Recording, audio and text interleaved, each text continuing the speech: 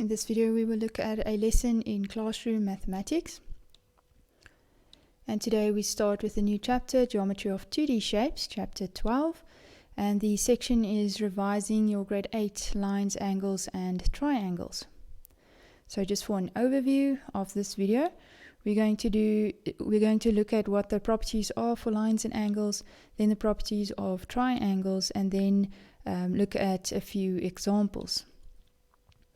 Now, adjacent angles are angles that share a common vertex and a common arm and lie on either side of a common arm. So if I have these two adjacent angles, first of all, they share this common vertex over here, and then they also share this common arm, and they lie on either side of the common arm. Now, whenever you are busy with a sum and you need to use this, the official reason that you give looks as follows. So you just say adjacent angles. Then we look at complementary angles. Now, complementary angles add up to 90 degrees. So if I have two adjacent angles and they add up to 90 degrees, then they are complementary. And the official reason that I give when angles add up to 90 is simply complementary angles. That's how you write it there.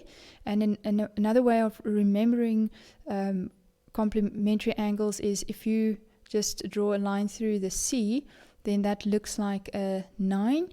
Then that would remind you that it is, when it adds up to 90, it's complementary angles. And then we have supplementary angles. They add up to 180 degrees. And as we saw previously, remembering complementary angles, we can do the same with supplementary angles. When I draw a line through the S, that looks like a 8, which would remind you that it adds up to 180 degrees. So that looks as follows: two angles that basically lie on a straight line. They add up to 180 and they're called supplementary angles. This is the official this is what you would write down for the official reason. And then rotation. An angle formed by one complete rotation is equal to 360 degrees.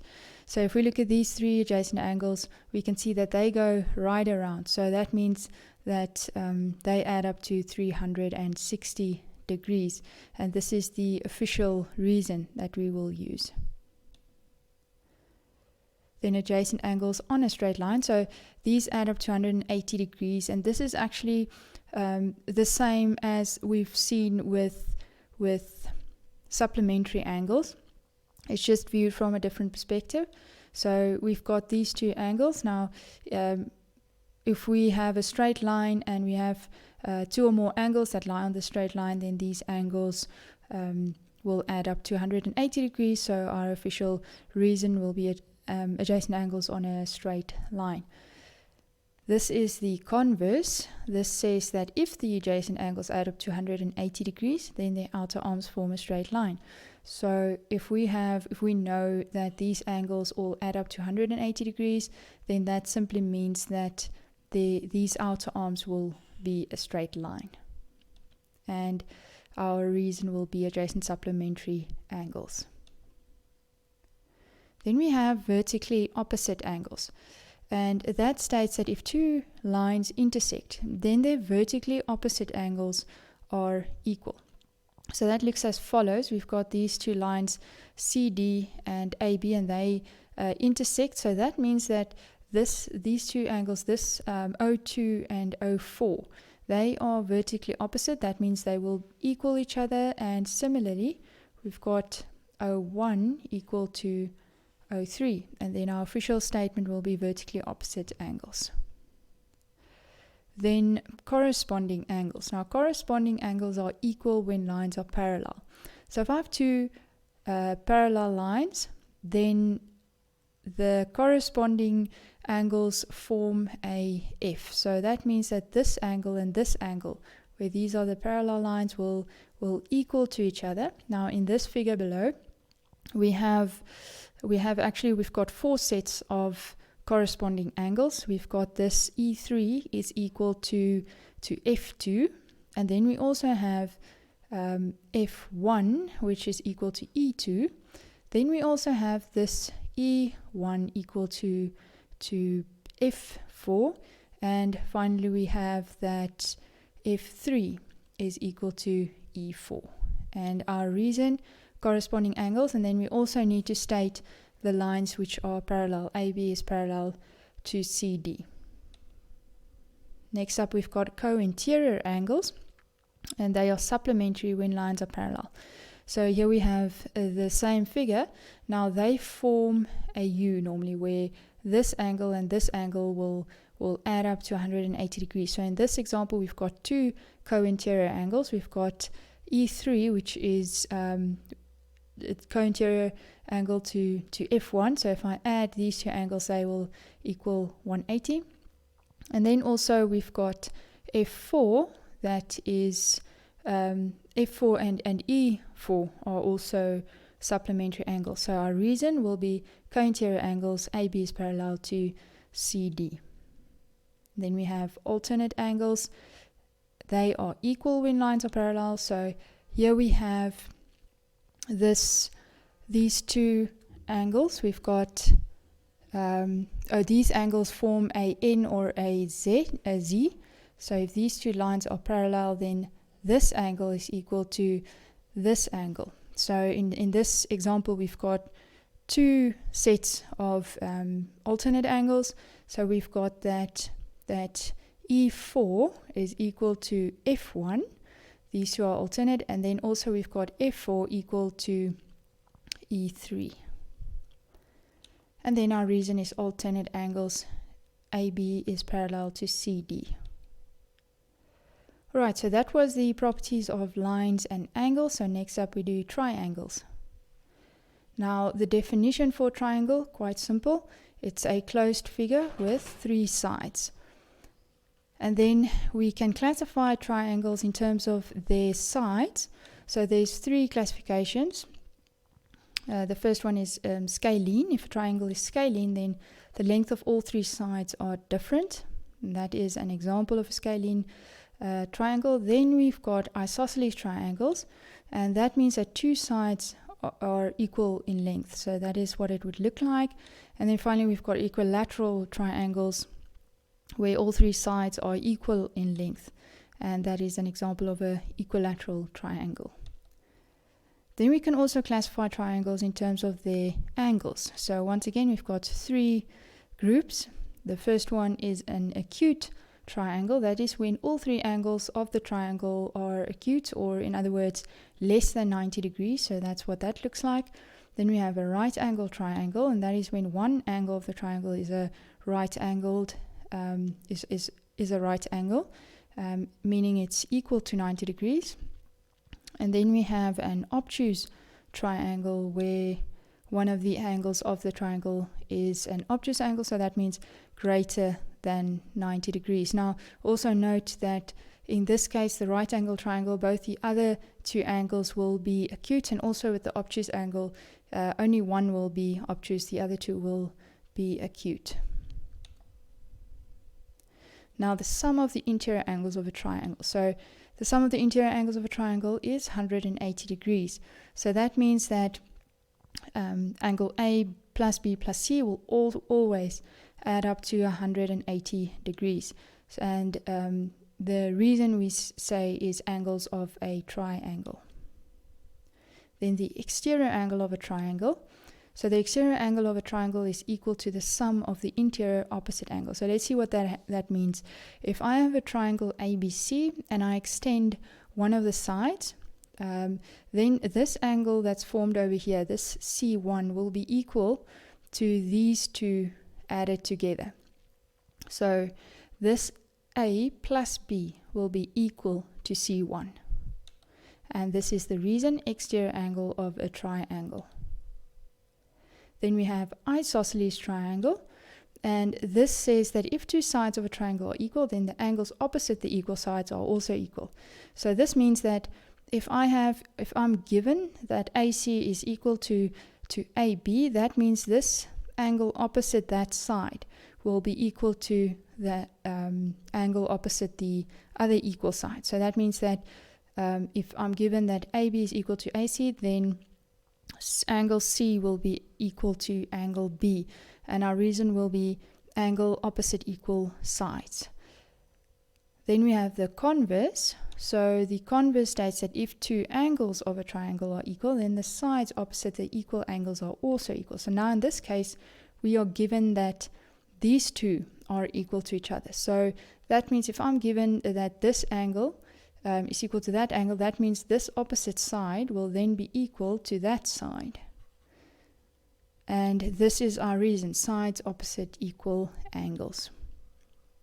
Then we look at equilateral triangles. So in an equilateral triangle, all sides are equal and each angle is equal to 60 degrees. So once again, that's all sides are equal, but then each of these angles will always be 60 degrees in an equilateral triangle. It doesn't matter how big or small the angle is, even if it's a smaller angle, the angles, if all sides are equal, all the angles will equal to 60 degrees. And our reason is equilateral triangle. Alright, so now that was the triangle's properties.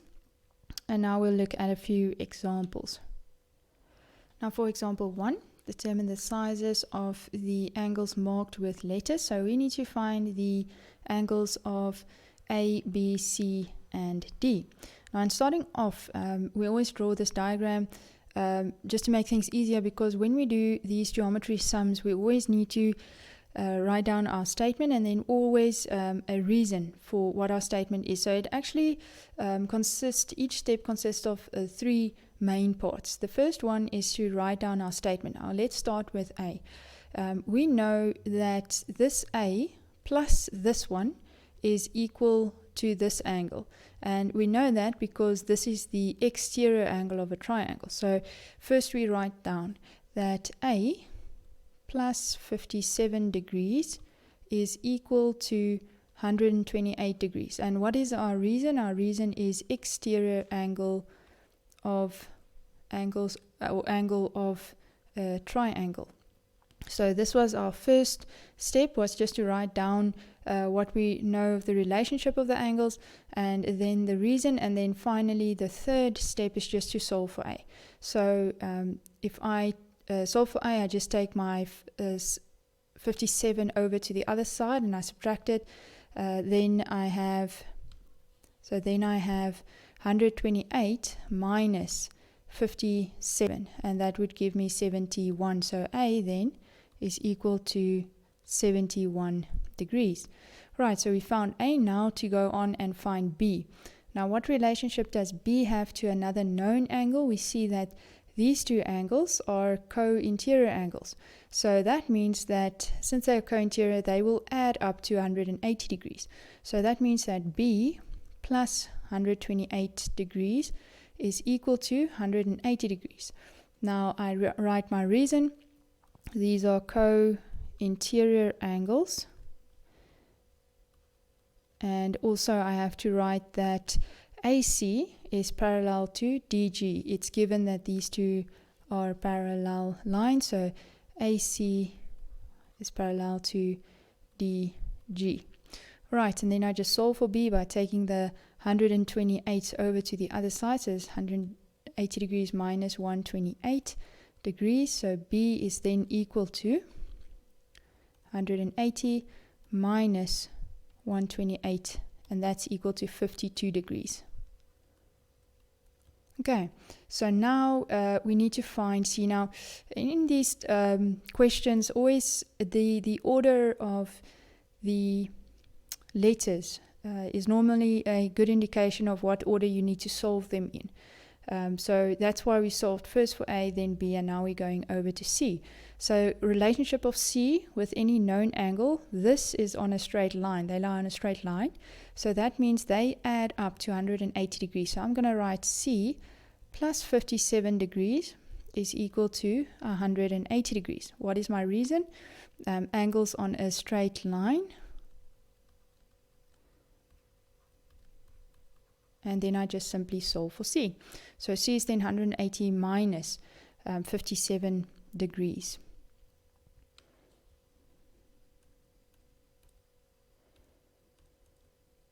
And that gives me 123 degrees. All right, and then finally we have D. Now there's a few ways that we can solve D. we've got angles on a straight line, because all of these angles add up to 180 degrees. We've got co-interior angles, because they also add up to 180 degrees. But what would be the easiest is actually to use alternate angles, because then we don't need to actually do any calculations. We know that D is equal to 57, because you see these form a Z. So that means that D is equal to 57 degrees, and my reason is alternate angles, and I state that AC is parallel to DC. Now for example 2, determine the values of X and the size of angle Q. Alright, so to start off with, we draw this diagram. We have our statement and reason. Okay, so if we look at this triangle, what we're given is that PR is equal to QR. So this is an isosceles triangle, and what we know about these two sides that are equal, their opposite angles will also be equal. So that means that this Q will also equal to P. So that would be 2x minus 20 in terms of X, that is. All right, so now how do I solve this? So let's just put that on paper. We are given that PR is equal to RQ. So that's given. Right? And the reason for that, and then we go over to state that Q, or angle Q, is equal to 2x minus 20 degrees. And the reason for that is angles opposite equal sides. So angles opposite equal sides.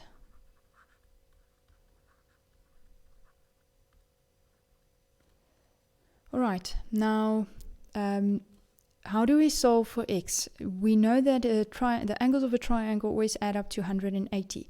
So that means we're going to say angle P plus Q plus R, that would all equal to 180. So we have 2x minus 20 plus degrees plus 2x minus 20 degrees plus 60 degrees. That is equal to 180 degrees. So our reason is angles of a triangle. And now we have this equation that we can simply solve. So if I look at, or first step, if I just keep all my terms that contain X on the one side, and I take my constants to the other side, I have 180 degrees plus 20, because if you take them over, the sign changes, plus 20 degrees, and then minus 60 degrees. Then we have 4x, if we add the like terms, 4x equals to, so 180 minus 60 gives me 120, and then plus 40 again gives me 160 degrees. And then I just divide both sides with this 4, and that would give me x is equal to 40 degrees. Alright, so now that we have x's value, we still need to find the size of angle Q. So if angle Q is equal to 2x minus 20, then that would mean that if x is 40, I just substitute it in. So I have 2, and then in place of x I have 40 degrees minus 20. So this would give me 80 degrees minus 20 degrees, which is then equal to 60 degrees. And that was the examples, and that means you can now start with exercise 12.1.